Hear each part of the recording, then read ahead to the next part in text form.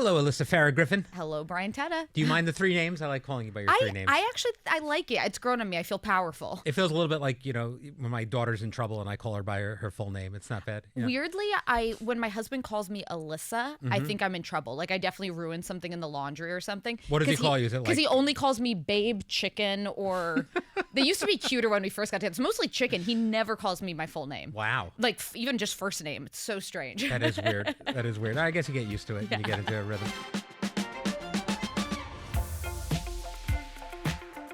All right, so Alyssa Farah Griffin, let's talk about this week's shows. It's there's been one constant this week, and it's been a conversation about Minority Leader Chuck Schumer, who was dragging Chuck Schumer. Well, it's just what people are talking about right now in politics, and he was on the show yesterday, which was really good timing. What did you think about that interview? So mixed feelings. I'm really grateful he came on because, to be honest, he could have canceled the interview. He's facing a lot of backlash for voting to keep the government open. So I appreciate politicians who show up and answer tough questions.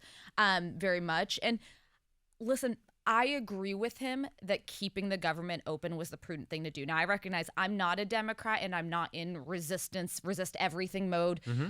But also the reason I agree with him was what he articulated, which, funny enough, was kind of what I had said the day before. We're in very different times right now with Donald Trump in office. And if the government were to have shut down, basically the Office of Management and Budget, which Donald Trump oversees, and Russ Vought, his director, who's been Senate confirmed, oversees, they decide what in the federal government stays open. So they would essentially have carte blanche to keep open the things that they care about and then just to shutter anything that they don't want open. And I know these people. I think they would target things that would affect Democratic constituencies more. I think people think of the federal government and they think just Washington, D.C., and they forget that we have millions of federal employees across the entire country. So they could deliberately target Democratic-leaning districts in Democratic states and make sure that they feel the impacts of the shutdown more, while red states don't.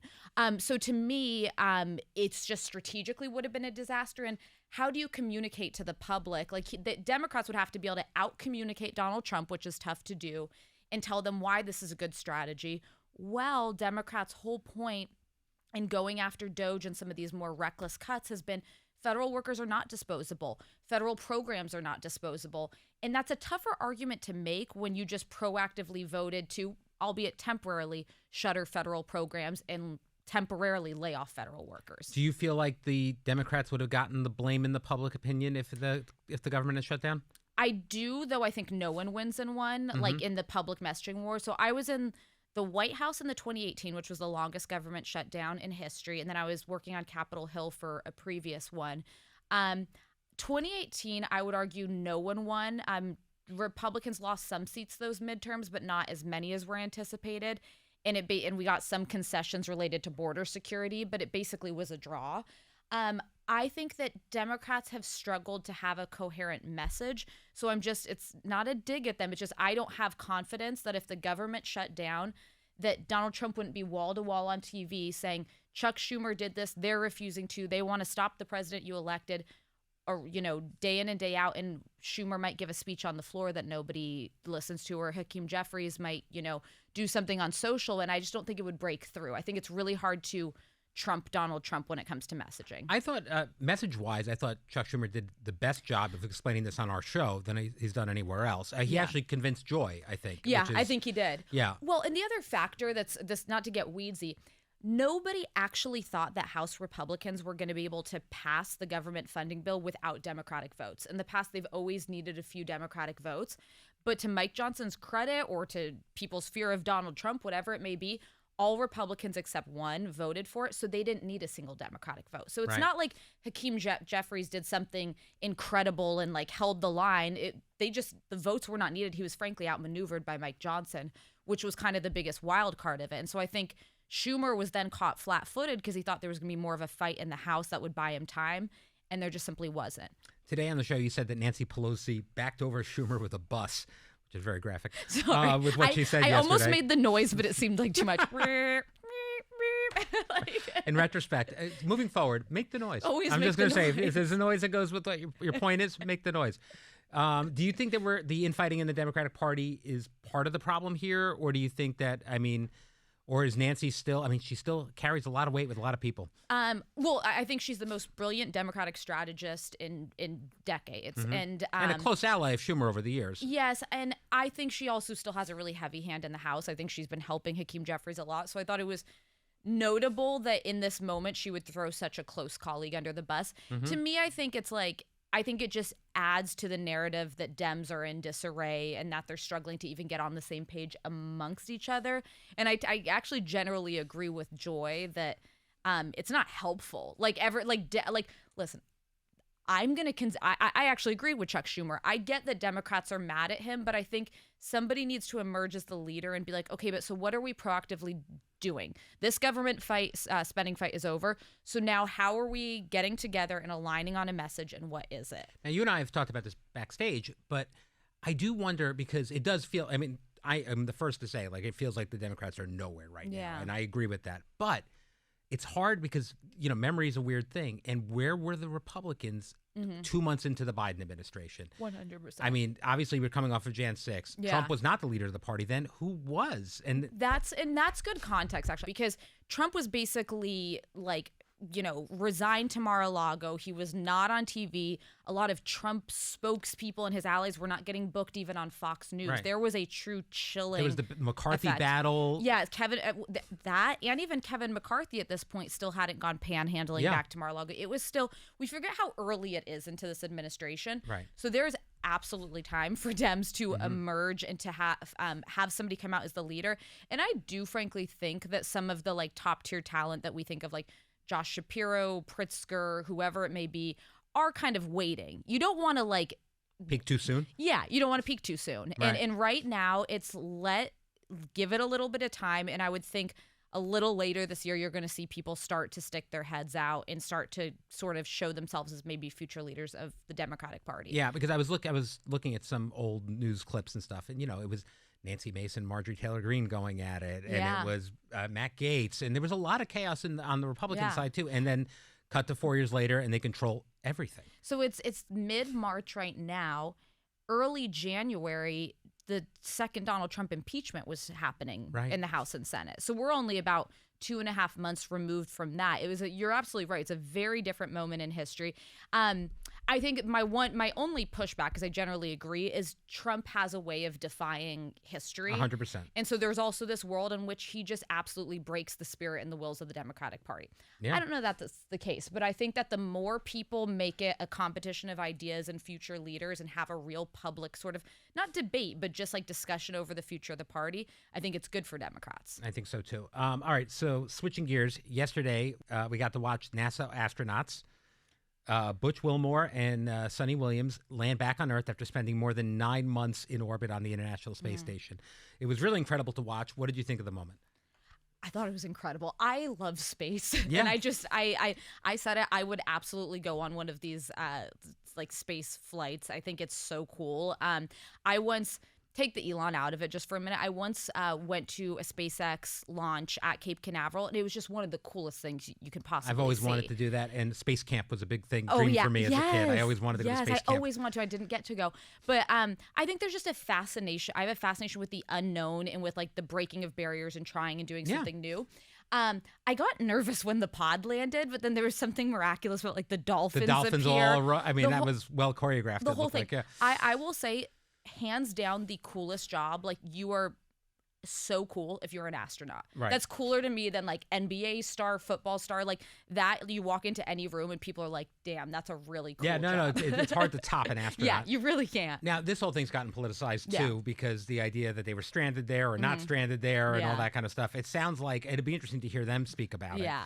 Because I suspect they'll appear at the White House soon to thank Donald Trump and Elon Musk. Sure. But the reality, my understanding, is this was actually already scheduled, that they were going to be retrieved. Right. And that they had the ability to leave at any time. Yes. And that people on the side keep saying they're astronauts. They want to be in space as long as they can. Yes. They like being up there. Yeah, like, I'm curious to hear from them. I'm gonna be super, because to us the idea of being there indefinitely and like for a long period sounds scary, but and it actually wasn't the longest stay on the International Space Station. One was over a year. Right. But I thought it was a cool moment. And then what I couldn't help but think is, like, with due respect to Elon Musk, this is what you're good at. do SpaceX, create, EVs. Don't get involved in the federal government. Is the conversation we had with Kara Swisher.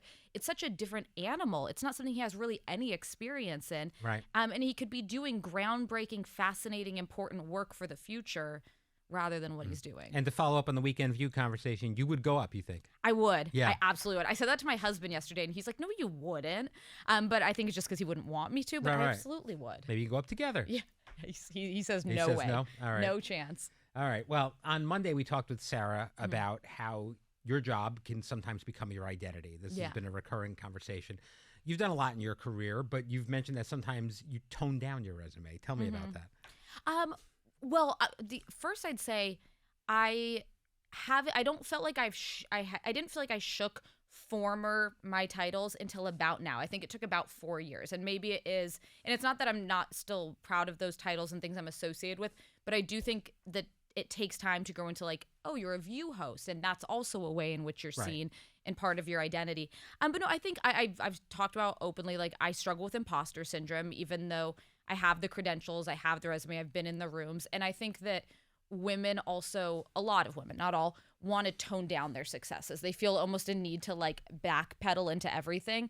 And sometimes I've found myself on sets or in conversations where like I sort of like explain something, but I don't even think to mention, oh, I know this from my expertise having been at the Department of Defense or working on Capitol Hill or working in the West Wing of the White House. And so I'm also trying to more actively do that, not in a like chest thumping, like I'm so cool way, but just as a validator for what I've done and also to give myself credit for what I have accomplished. Yeah, I think for a long time you were the Alyssa Farah who worked for the White House, and now you're Alyssa Farah, the View host. View host, dog mom, exactly, all sorts of things. I will say, having done this for 10 years now, I've realized that there are very few people that leave this show and are not a View host for the rest of their lives. So that's an interesting thing. I mean, with the exception of, I think, Rosie and who already like a Whoopi had so many hats. Right, and I feel like Nicole Wallace now you don't first think View host. Agree.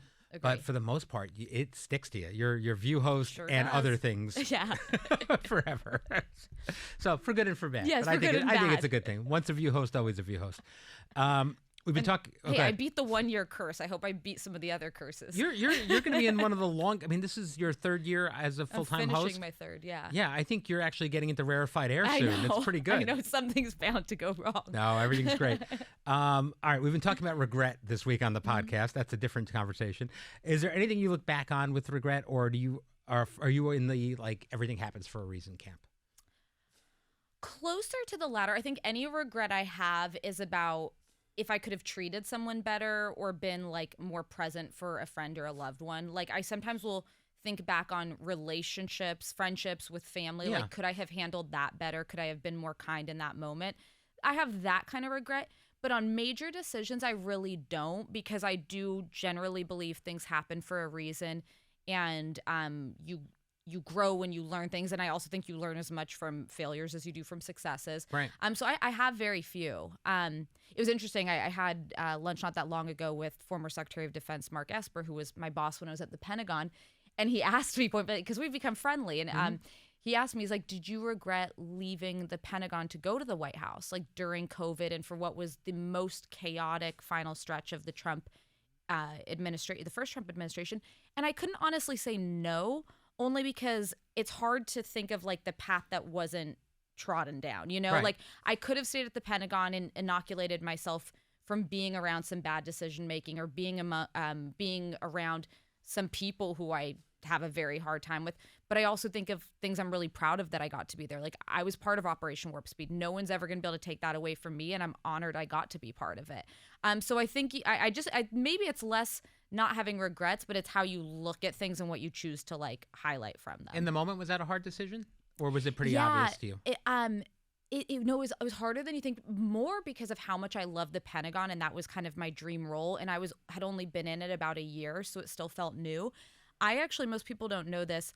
I agreed to take the White House job on a detailed basis, which meant the Pentagon still paid my salary. I still had a Pentagon phone. I also had a White House one. But it was basically a 3-month leave of absence to help the White House with some of the messaging around Operation Warp Speed and getting the vaccine. But about a month in, I was like, there's no way I could go back. I now have arms in so many things. I'd feel like I'm walking away from something that I'm like deeply entrenched in and invested in. And I told the secretary then that I was staying full time. And that's when I got like my title changed, because people have confusion over what my titles were. That's when I became White House Communications Director and an assistant to the president. But I had real pause about it. More, yes, I saw the chaos of the West Wing, had seen it from a distance, but I also loved my job at DOD. Mm-hmm. Oh, that's fascinating. No, I have a couple of those, but I think I'm in the everything happens for a reason. Yeah. I don't have too many big sliding doors like, oh, I wish I had done this. Yeah, I wish I'd done that. Because both of us, we've done a lot for our age. So it's like it's not for like I missed out on experiences. I'm kind of shocked by how many things I've gotten to do. Yeah. Well, we're lucky. All right. So everyone is watching this Netflix show, Adolescence. You and the other hosts have been talking about the show for the past 2 days. Have you watched it? I haven't yet. Do me a favor and watch it, but it will break you. So I watched the scene from it. Yeah. My wife is all in. She's gonna watch it. This is me. Like it's heavy. Yeah. And I'm sure it's great. Mm-hmm. I don't really want to come home and watch heavy. I don't want to be like depressed. I don't want to be. I get that. Angsting over my children or the future. Like I'm gonna watch an old sitcom or something. When I totally get that. Yeah. That's why I usually watch Housewives.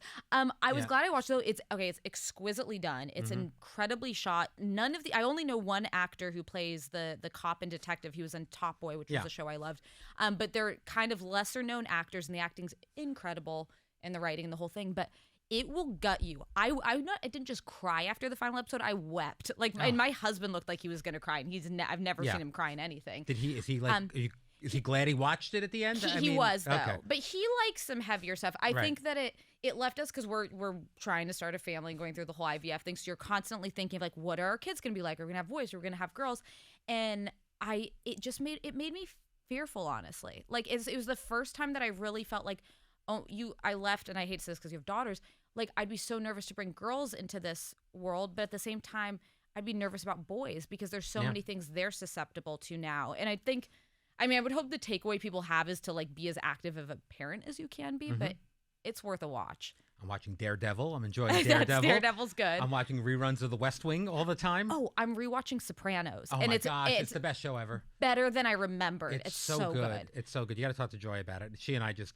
It's exquisite. Go crazy. I want to have all the former cast members on. I know. I couldn't believe how I looked up because I didn't realize how young James Gandolfini was when he passed. But how young he is in that first season. I'm he's a significantly baby. older than I know. him. Yeah, I know. I think a lot of the characters are younger than me in it, but it's a perfect show. I can quote every line from every episode. I love it so much. All right. Well, that's all the time we have for today. On that note. Thank you so much for joining me, Alyssa. Tomorrow I'll be back with Anna Navarro, and we will see you then.